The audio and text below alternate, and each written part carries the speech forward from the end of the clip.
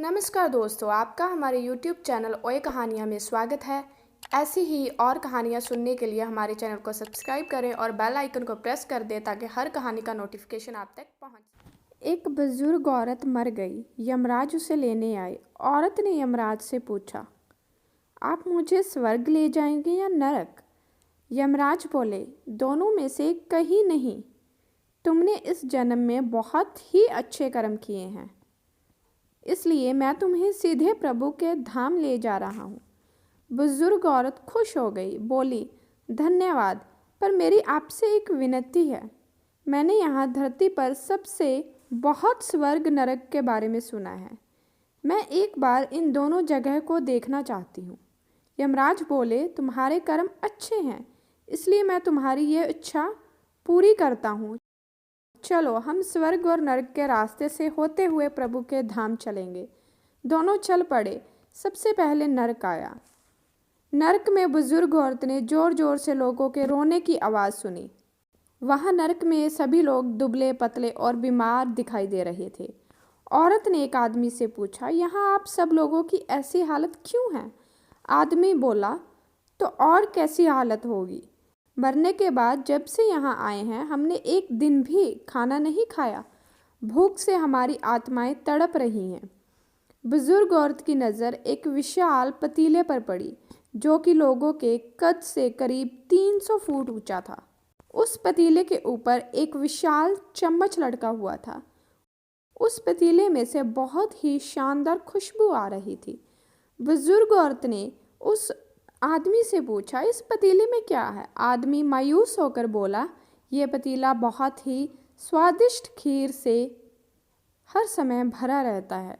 बुजुर्ग औरत ने हैरानी से पूछा, इसमें खीर है तो आप लोग पेट भर के यह खीर खाते क्यों नहीं? भूख से क्यों तड़प रही हैं? आदमी रो रो कर बोलने लगा, कैसे खाएं? ये पतीला 300 फीट ऊंचा है। हम में से कोई भी उस पतीले तक नहीं पहुंच पाता। बुजुर्ग औरत को उन पर तरस आ गया। सोचने लगी, बेचारे खीर का पतीला होते हुए भी भूख से बेहाल हैं। शायद ईश्वर ने इन्हें यही दंड दिया होगा। यमराज बुजुर्ग औरत से बोले, चलो, हमें देर हो रही है। दोनों चल पड़े। कुछ दूर चलने पर स्वर्ग आया। वहाँ पर बुजुर्ग औरत को सबकी हंसने खिलखिलाने की आवाज़ सुनाई दी। सब लोग बहुत खुश दिखाई दे रहे थे। उनको खुश देखकर बुजुर्ग औरत भी खुश हो गई। पर वहाँ स्वर्ग में भी बुजुर्ग औरत की नज़र वैसे ही 300 फुट ऊंचे पतीले पर पड़ी जैसा नरक में था। उसके ऊपर भी वैसा ही चम्मच लटका हुआ था। बुजुर्ग औरत ने वहाँ लोगों से पूछा, इस पतीले में क्या है? स्वर्ग के लोग बोले, इसमें बहुत टेस्टी खीर है। बुजुर्ग औरत हैरान हो गई। उनसे बोली, पर यह पतीला तो 300 फीट ऊंचा है। आप लोग तो इस तक पहुंच ही नहीं पाते होंगे, तो आप लोगों का खाना मिलता ही नहीं होगा। आप लोग भूख से बेहाल होंगे। पर मुझे तो आप सभी इतने खुश लग रहे हो, ऐसा कैसे? बोले, हम तो सभी लोग इस पतीले में से पेट भर के खीर खाते हैं। औरत बोली, पर कैसे? पतीला तो बहुत ऊंचा है।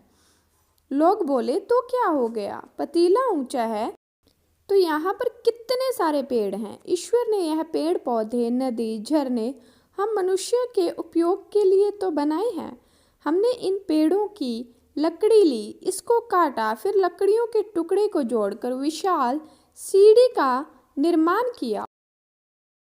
उस लकड़ी की सीढ़ी के सहारे हम पतीले तक पहुँचते हैं और सब मिलकर खीर का आनंद लेते हैं। बुजुर्ग औरत यमराज की तरफ देखने लगी। यमराज मुस्कुराए और बोले, ईश्वर ने स्वर्ग और नरक मनुष्य के हाथों में ही सौंप रखा है।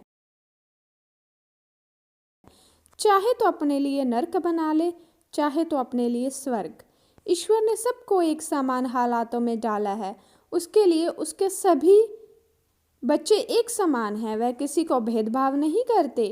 वहाँ नरक में भी पेड़ पौधे सब थे, पर वह लोग खुद ही आलसी। उन्हें खीर हाथ में चाहिए। वह कोई कर्म नहीं करना चाहते, कोई मेहनत नहीं करना चाहते, इसलिए भूख से बेहाल हैं। क्योंकि यही तो ईश्वर की बनाई इस दुनिया का नियम है, जो कर्म करेगा, मेहनत करेगा, उसी को मीठा फल खाने को मिलेगा।